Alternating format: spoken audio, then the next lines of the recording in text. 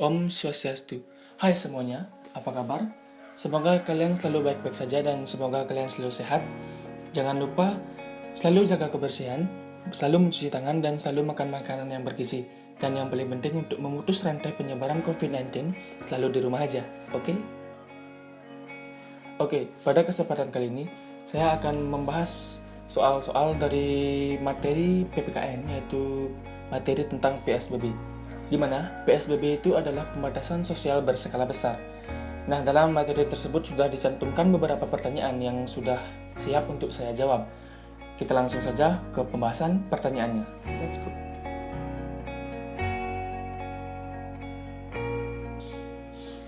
Nah, untuk soal yang pertama kita akan membahas tentang pengertian dari PSBB. Seperti kita ketahui, PSBB itu adalah pembatasan sosial berskala besar.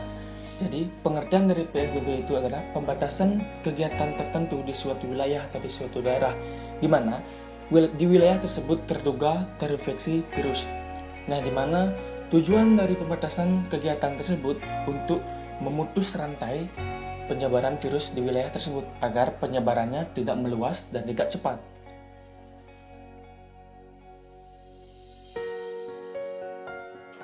Ya, untuk soal yang kedua, siapa yang berhak untuk mengajukan program pembatasan sosial berskala besar ini? Ya, tentunya yang berhak untuk mengajukan program PSBB ini adalah pemerintah daerah atau kepala dari daerah. Misalnya gubernur, ada bupati, ada wali kota. Tentunya dalam mengajukan PSBB ini tidak sembarangan mengajukan. Tentunya ada beberapa syarat yang harus ditentukan untuk mengajukan program PSBB ini. Apa saja sih syaratnya? Di sini kita akan membahas syaratnya. Syarat yang pertama untuk mengajukan program PSBB ini. Yang pertama, jumlah pasien positif dan jumlah angka kematian di suatu wilayah tersebut itu menyebar dengan cepat. Dan kriteria yang kedua, untuk mengajukan program PSBB ini, kepala pemerintah atau kepala daerah harus menyampaikan kesiapannya untuk mengajukan program PSBB ini, tentunya dalam aspek untuk memenuhi kebutuhan masyarakatnya.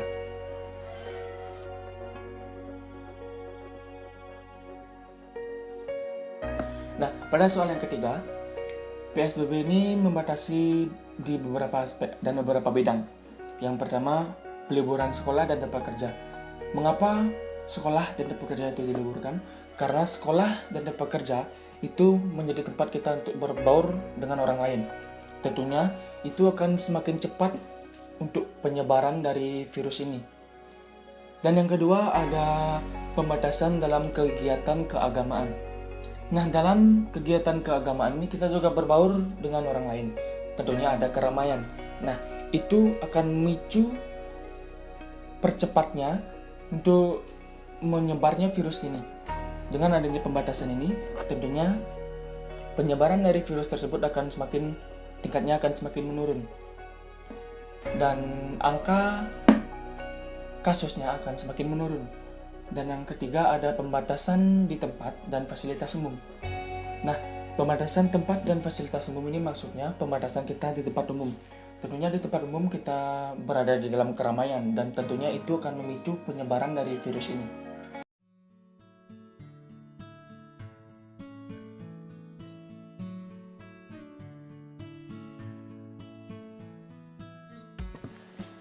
Oke, pada soal keempat ini, apakah saya setuju di Bali diadakan PSBB atau pembatasan sosial berskala besar?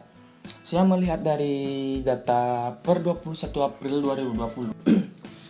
Nah, walaupun dari data tersebut tidak terlalu signifikan, tidak terlalu banyak, menurut saya di Bali pantas untuk mengajukan program PSBB ini atau pembatasan sosial berskala besar.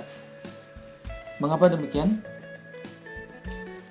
Meskipun data yang dilihat tidak terlalu signifikan, tentunya itu akan mencegah penyebaran lebih lanjut dari penyebaran virus COVID-19 ini.